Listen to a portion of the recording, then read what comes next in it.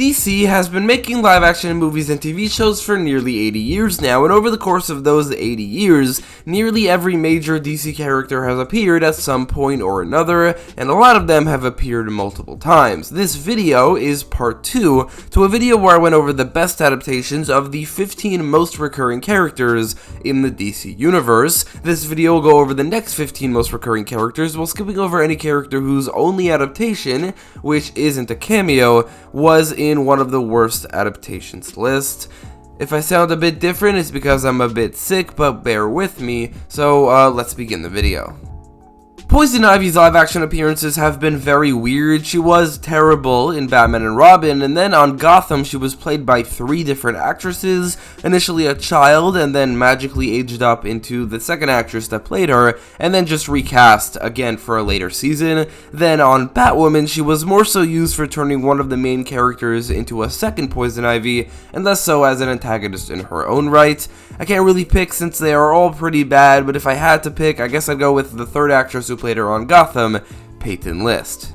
In my opinion, the Arrowverse's Ray Palmer peaked in his introductory season, as he actually had an arc and was portrayed as highly intelligent during Season 3 of Arrow. Once he moved to Legends of Tomorrow, he regressed into being a goofball and was only ever compelling in crossovers or appearances on other shows like The Flash. That being said, Ray in the Arrowverse has major discrepancies from the comics, as his role on Arrow was originally going to be Ted Kord, and he was forced to be changed into Ray Palmer, but they didn't really change much about the character himself. In fact, he didn't go small, he didn't miniaturize until his appearance on Legends of Tomorrow. With all that being said, however, there isn't really much competition. He appeared in the Legends of the Superheroes and the JLA pilot, so there isn't any competition really, and Brandon Routh's Ray Palmer is the obvious winner, but I do think that it is very easy, or at least possible, to surpass him in the future. The next character would be Hawkgirl, but I'm going to be skipping her since she made it into the worst adaptations video, and her only live-action appearance other than that was a very small role, borderline cameo on Smallville,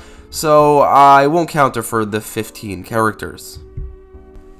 The Penguin is one of my least favorite top-tier Batman villains just by virtue of not really doing anything interesting that any other mob boss doesn't do. That being said, all of his adaptations have been drastically different from each other, so it's hard to really pick the best one. I love Danny DeVito as an actor, especially on It's Always Sunny, but his Penguin is a disgusting horn dog mutant raised by penguins themselves, who also ran for mayor, and if I remember correctly, he won, and that was way too much. It's way too goofy and way too out there, and honestly too disgusting.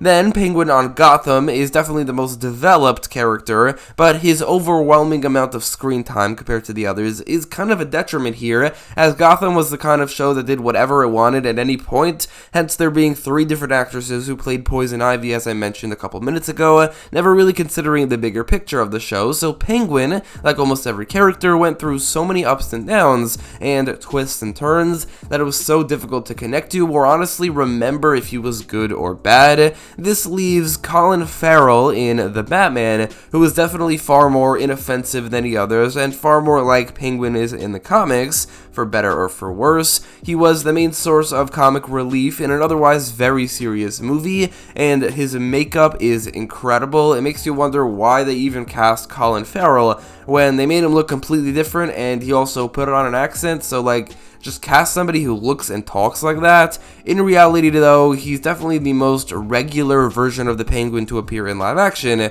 but still probably the best.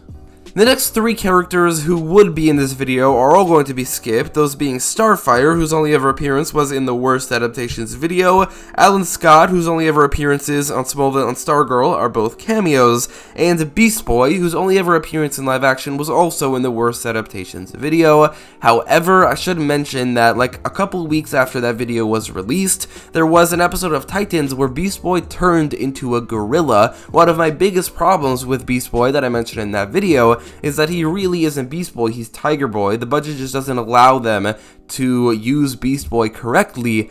But then he actually turned into a gorilla, and also I think in the episode right before then, he turned into a virus. If they keep that up, and Beast Boy keeps on turning to other animals, and the budget allows for them to use Beast Boy correctly, then that version of Beast Boy might be released from the worst adaptations purgatory, and then, considering he's the only live-action Beast Boy, he would, by technicality, be a part of this video. But let's move on from Beast Boy, as there's two more Teen Titans in a row here to go over, both of whom have only ever had one live-action appearance, but also both of whom were handled very well in their live-action debut. The first of which is Donna Troy, who was played by Connor Leslie in her only ever live-action appearance on Titans, but she was pretty great. Her costume is fantastic, her rapport with Dick Grayson are some of the most entertaining scenes in the show, and then she was killed off in one of the stupidest moments in a show full of stupid moments, but that's mostly because, other than the fact that the thing that killed her shouldn't have killed her, she was portrayed well enough that we were disappointed that we weren't going to be seeing more of her. But then she did come back to life, and we did see more of her, and I'm glad because she's probably my favorite character on Titans. Like, every character has some sort of issue with them that prevents me from really truly connecting with them, but Donna Troy doesn't really have that. She's the most sane and put together character on this show, and they did a really good job in her live action debut. Going from one red-dressed original Teen Titan to another, Roy Harper, aka Speedy, Arsenal, or Red Arrow, was played by Colton Haynes on Arrow, and that being the only live-action adaptation, he would automatically make it onto this list unless he was terrible, but also he was pretty great. He was really badass, his costume is awesome, and they even did a cool spin on his drug-related problems by forcing Mirakuru on him during Season 2. It's a shame that he really barely appeared after Season 3, because he was a really great sidekick to Stephen Amell's Green Arrow.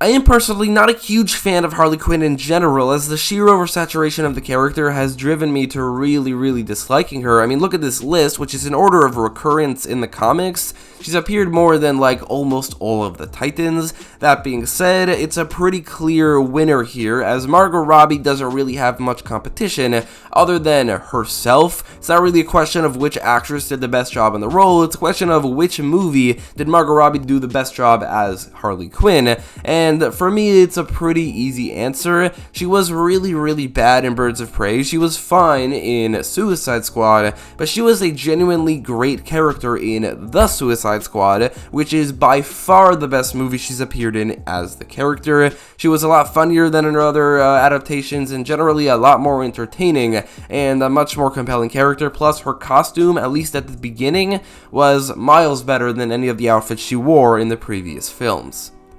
Shazam, or Captain Marvel, has had a couple live-action adaptations. There was one in the 40s and one in the 70s, but the only modern adaptation, and I think they did a really good job, was with Shazam 2019. The first Shazam movie was hilarious, thanks in no small part to Shazam himself. The fight scenes and his costume could have been better, but at the very least, the costume is 100% being improved for the sequel. So there you go. The only thing I could think of improving this character is by upping his power level, as for some reason, Black Adam was portrayed as far more powerful than him, but aside from that, I would say that Shazam is one of the characters who definitely has a definitive live-action adaptation for now, as Zachary Levi is a pretty great Shazam, and Asher Angel is also a pretty great Billy Batson. Hawkman was a pretty easy choice. I mean, the Arrowverse's version sucked and Smallville's version was relatively forgettable. Meanwhile, the DCEU Hawkman, played by Aldous Hodge, appearing in Black Adam, was the single best part of that movie. His costume is pretty great. He was badass, and the movie actually added to the power set by giving him a nth metal shape-shifting weapon, which is something that's so ingenious that definitely should stick if the character ever appears again in live action, but also even in animated content and in the comics. His rivalry with Black Adam was easily my favorite part of the movie, and it's a shame that because of the DCEU reboot, we probably won't be seeing this version of Hawkman again, as he's one of the characters from the DCEU that I'll be sad to see rebooted. The next character would be Perry White, but if I'm being perfectly honest here, I have zero opinion about which version of this character is the best, so I won't be counting him as one of the 15, and instead skipping to the next character, which is Cyborg.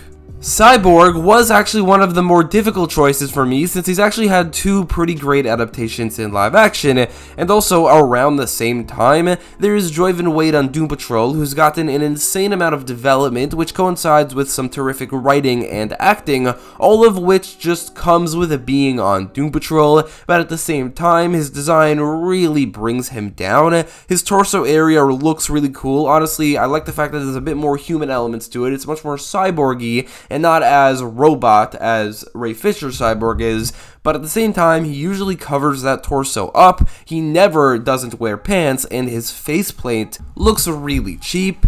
Meanwhile, Ray Fisher's Cyborg actually wasn't very good at all in Justice League, but he was helped immensely by Zack Snyder's Justice League, as he's potentially the best character in that movie. He gets a great amount of development compared to the theatrical version where he got barely anything. He gets some really cool moments, and while I don't like his design really all that much, it's very, very CGI heavy and very light on the human side, because like I said, he's not a robot, he's a cyborg. It's still undeniably better than the Doom Patrol design, and definitely much more expensive looking. Before the Snyder Cut, I would have 100% given it to Doom Patrol despite his flaws, because Ray Fisher's Cyborg wasn't very good in Justice League. But now, because of Zack Snyder's Justice League, and then also in Doom Patrol Season 4, where Cyborg is not really a cyborg anymore, he's kind of just a person, they completely threw away any of his design elements, and because of those two things, I think that the scale has tipped in Ray Fisher's favor immensely in the last 2 years.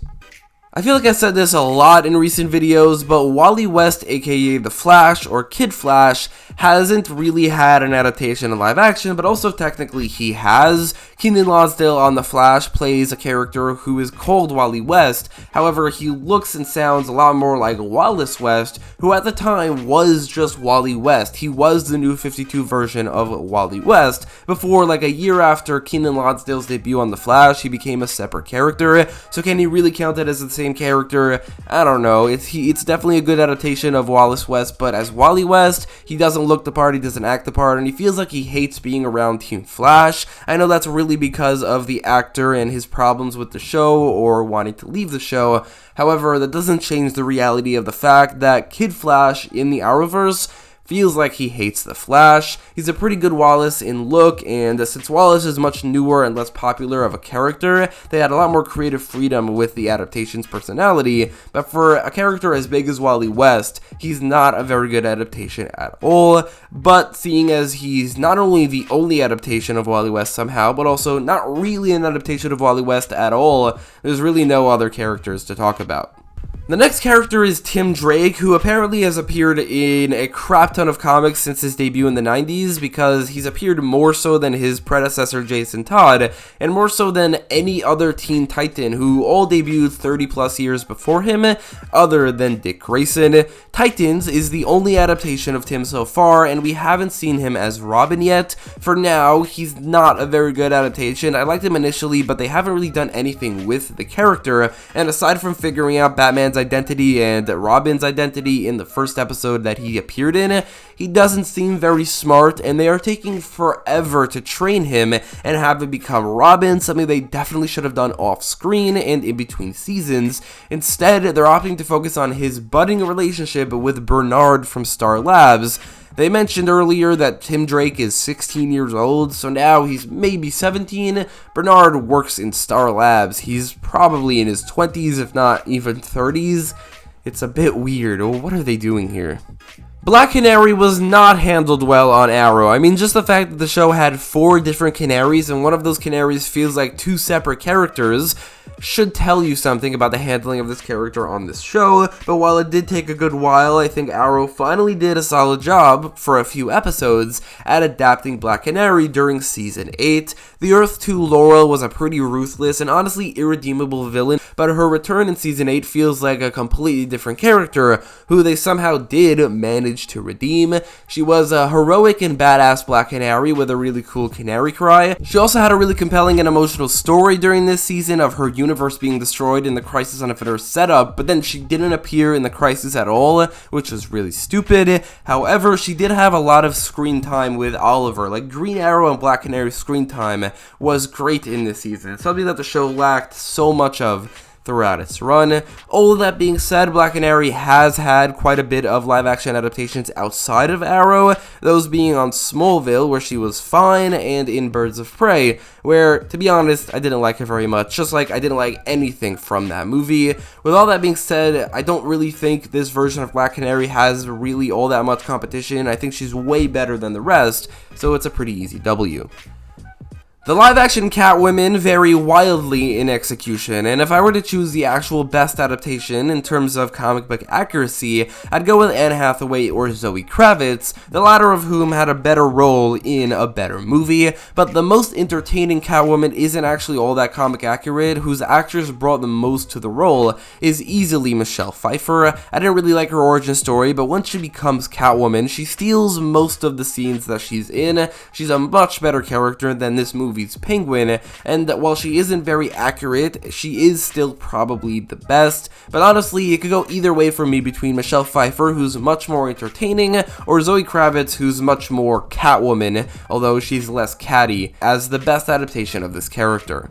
The first video's second most recurring character was Superman, while this video's second most recurring character is Supergirl, and her best adaptation is pretty clear to me. Supergirl is a pretty bad show for the most part, but it's not like Melissa Benoist has any good competition. I mean, she's definitely the most developed Supergirl in live action, and I would even argue that despite being a bad show, there is a season or two that isn't actually bad, like seasons 3 and 4, where she's a very likable character and has a pretty great rivalry with the villains. She's also really entertaining to watch in the crossovers, especially when she has scenes with The Flash and Green Arrow, and while she definitely can be adapted better, as I felt like she was changed a bit into being more so of a gender-bent Superman. I mean, did they really need to make her a reporter? But for now, since Sasha Calle's Supergirl hasn't appeared yet, and also is maybe not Kara Zor-El, and then there's Laura Vandervoot and Helen Slater, who are neither of them come close to Melissa Benoist's Supergirl, so this is definitely the best we've gotten so far.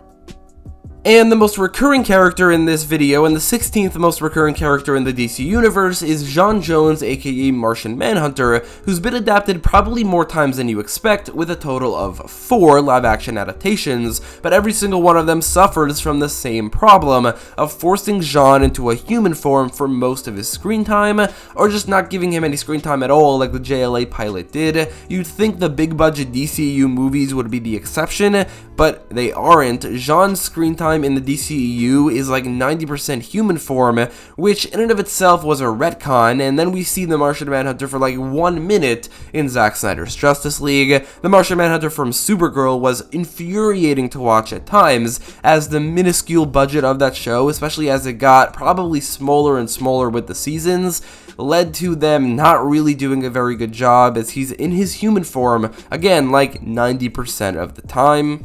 So I don't think Martian Manhunter has a definitive live-action adaptation because they need a huge budget for the character, and the DCU squandered any of his appearances into a human form, but I think that easily the best out of these options is the second character in a row from Supergirl, that being David Harewood, as he's easily the most well-developed. When he's in his Martian form, he's pretty damn cool, and even at times in his human form, he can be interesting, at least as Hank Henshaw. Again, we haven't had a perfect adaptation of this character, and I would really like to see one in James Gunn's new universe, also hopefully as a founding member of the Justice League, but for now, David Harewood on Supergirl is the best that we got. So that is it for this video. The next 15 most recurring characters in the DC universe and their best live action appearances. Let me know in the comments down below which one of these you disagree with or what you do agree with. Who's your favorite live action adaptation of all of these characters? And if you haven't seen the first video, go check it out. And if you like this one, make sure to leave a like, share, and subscribe-ly dibble. And thanks for watching. Bye.